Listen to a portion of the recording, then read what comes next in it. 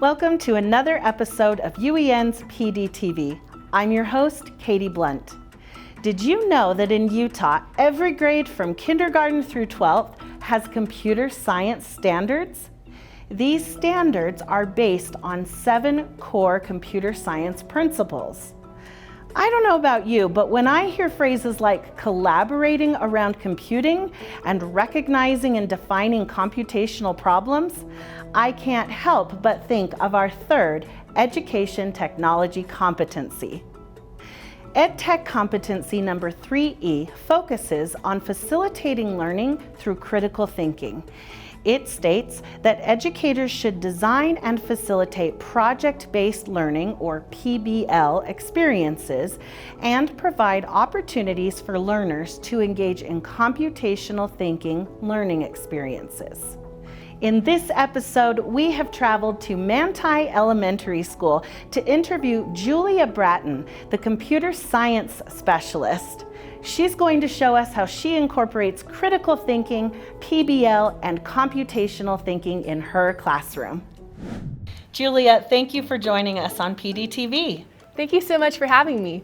Well, tell us a little bit about what you do for Manti Elementary and for South San Pete School District. Well, I have been working this year as a computer science specialist. So what I do is I teach kindergarten through 5th grade, and I teach about 4 lessons for a half-an-hour segment each for a week for each grade. And so the students get to see me every 3 weeks for a concentrated period of time.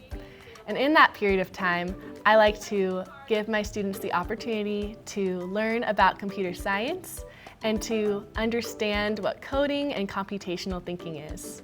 Now for the district, I actually work on a team that helps develop lesson plans that are geared towards integrating the core curriculum with computer science standards.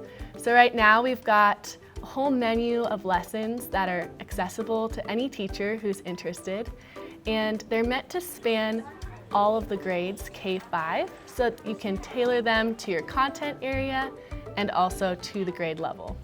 Well, it seems like your work with computer science is a perfect fit for helping students develop critical thinking and computational thinking skills. How do you do that in the classroom?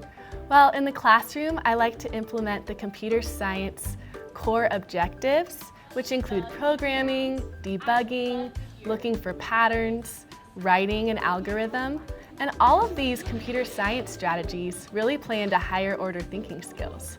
So not only are the students learning computer science, but they're learning how to think and how to think well. And so that's something I've really enjoyed about what we're doing in here.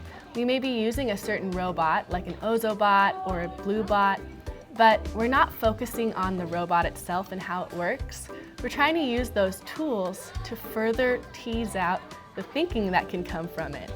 And so we're not really tool focused as a district or in my classroom, but we want our students to be able to think and apply those thinking skills to any area they may go to in their futures.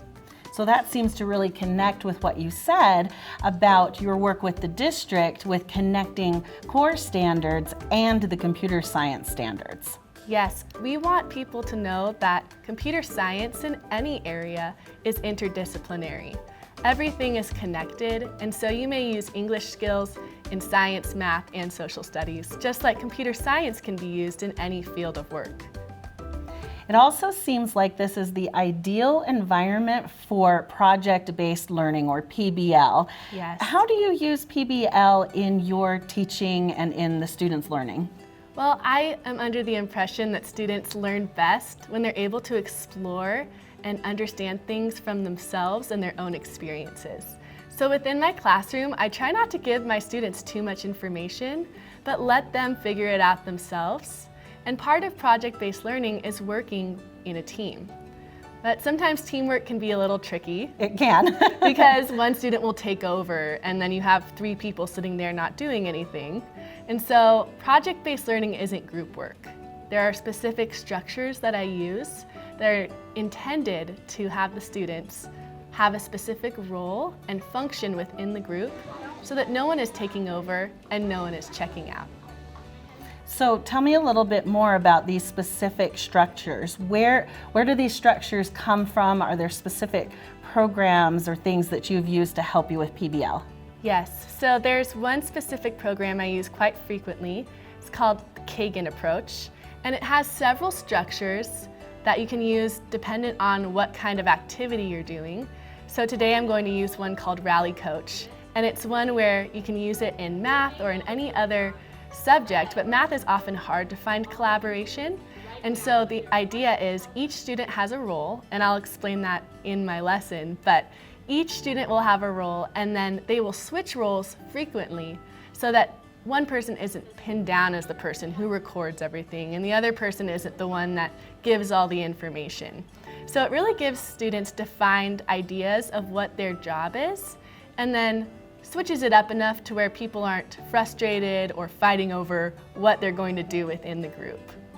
We also borrow a lot from other people and other educators. So I'm always looking online and researching. San Francisco has great computer science lessons and really helps define those different roles you can use. So I really love what San Francisco Unified School District is doing.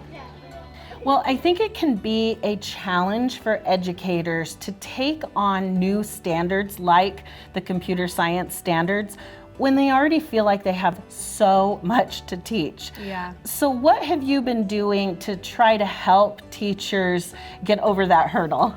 Absolutely. I understand what it's like to feel overwhelmed with all the standards you need to hit. So my philosophy is to work smarter and not harder. And I've heard someone else say that somewhere.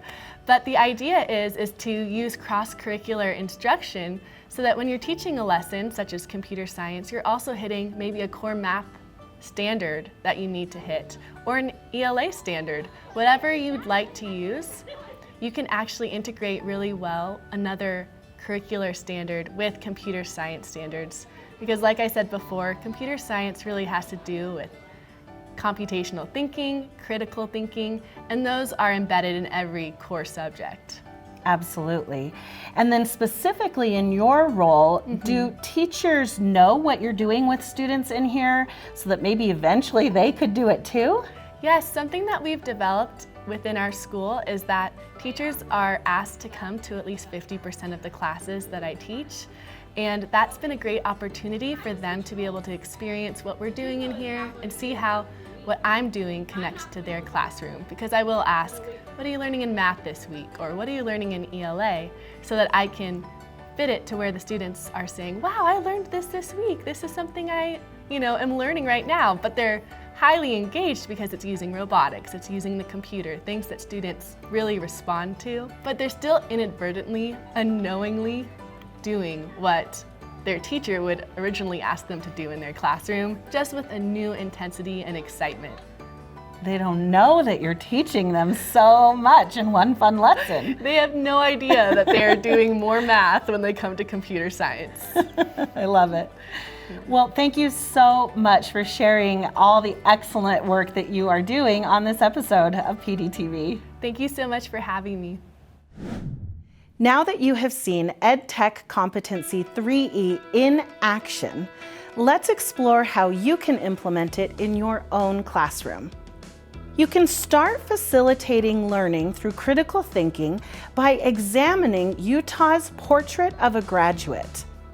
Portrait of a Graduate has critical thinking skills outlined for each grade level, and it includes exemplars and rubrics. Next, examine your core standards. Where is critical thinking mentioned? Where can critical thinking naturally be developed? For example, the library media, CTE, and SEED standards all specifically mention critical thinking. Promote critical thinking in your lessons. Plan questions and problems that push students to think critically. A great way to start designing and facilitating project-based learning, or PBL, in your classroom is to learn about PBL. What is the difference between project-based learning and group work? How do you organize it? How do you facilitate learning, collaboration, and communication? Then differentiate your instruction. Let students take on real-world problems.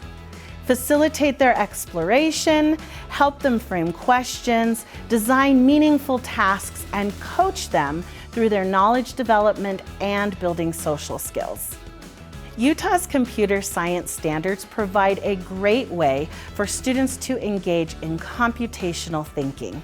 Explore those standards and find out what the expectations are for developing computational thinking in your grade level. Then examine the core standards. Where does computational thinking fit into the core? Promote computational thinking in your lessons. Use a computational thinking process to promote computational thinking in your lessons. Have your students experience iterative processes like debugging. Let them experience a variety of tools to explore computational thinking.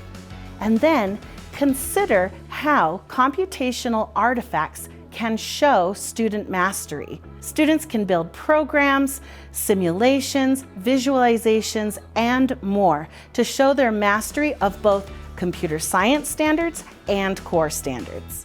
For even more resources, strategies, and tools to help you implement this competency, visit uen.org/PDTV and access the teacher toolkit that accompanies this episode. Thanks for watching PDTV. To access more professional development resources and to schedule a training, visit uen.org/development. We'll see you next time.